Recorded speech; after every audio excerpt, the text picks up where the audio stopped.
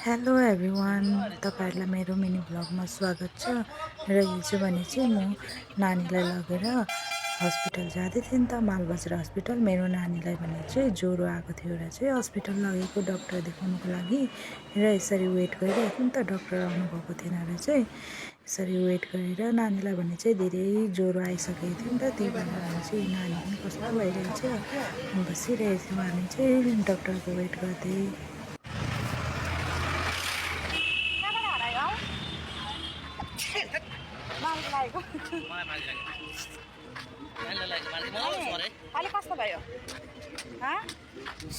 हिँडेरै जानु भन्दैछ। अब हामी त हिँडेरै जानुपर्छ नि।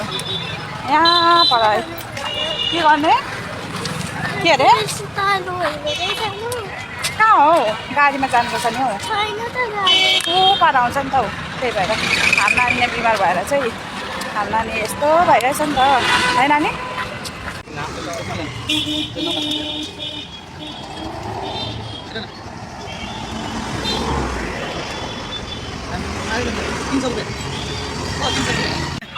बाउ छोरी भएर चाहिँ यहाँ 300को लट्ठी किनेछ। फर्स्टमा चाहिँ खसाइले खस्दैन, लट्ठीभरि चाहिँ 300को किनेछ। हस्पिटल आएको अरे ऊ लट्ठी पनि किन्नै पर्ने अरे नि त।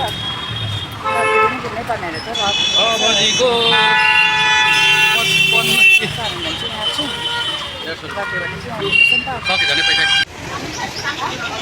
मिठाई खाऊ, मिठाई मिठाई मिठाई त मिठाई कुन चाहिँ खाने बिमारी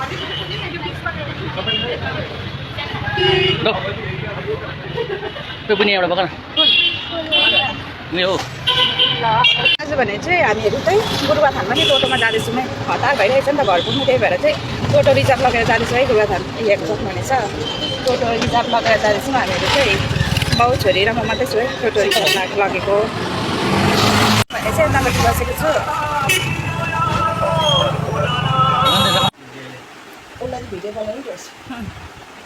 अहिले भने चाहिँ हामी यहाँ बसेर नानी पनि खाँदैछ। आमा भएको आएको थियो नि त। आमा चाहिँ यहाँ चाहिँ आमा चाहिँ यहाँनिर छ।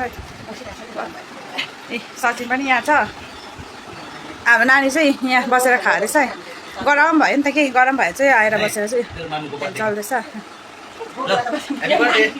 मेरो बर्थडेको गिफ्ट अरे यो चाहिँ, मलाई त थाहा थिएन बर्थडेको गिफ्ट अरे। आज भने चाहिँ मेरो बर्थडे हो। सचिनले चाहिँ मगाइदिएको थिएछ है। अहिले भने चाहिँ हामी घर फर्किसकेको छौँ। Thank you so much for watching my video.